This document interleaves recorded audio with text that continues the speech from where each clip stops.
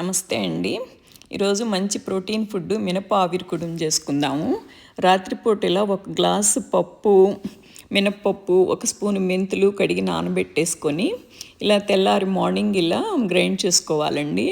మరీ పలచగాను చేసుకోకూడదు, అలాగని మరీ గట్టిగాను చేసుకోకూడదు.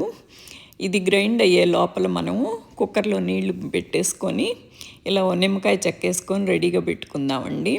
ఓ పక్కన గిన్నెలో బటర్ వేసి కొంచెం వామ్ చేసి బటరు మొత్తం ఆ గిన్నెంతా స్ప్రెడ్ చేసి పెట్టుకుందాము. కొద్దిగా వామ్ చేసి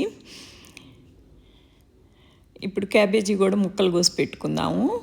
అది నలిపితే విడిపడతాయండి బాగా. మీరు కావాలంటే ఉల్లిపాయలైనా వేసుకోవచ్చు. తినేటప్పుడు అవి కూడా నోటికి తగులుతూ బాగుంటుంది అని ముక్కలు వేస్తాను.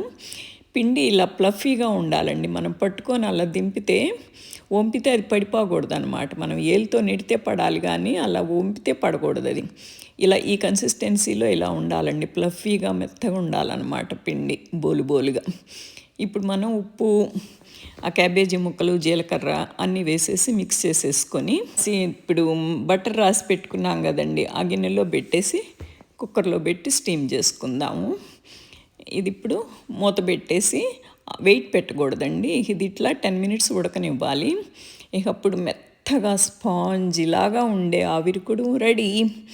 ఇప్పుడు దీన్ని పైన నెయ్యి బాగా ఎక్కువ వేసేసుకొని సాంబార్ కారం నంచుకొని తింటే ఎంత బలం వస్తుందో.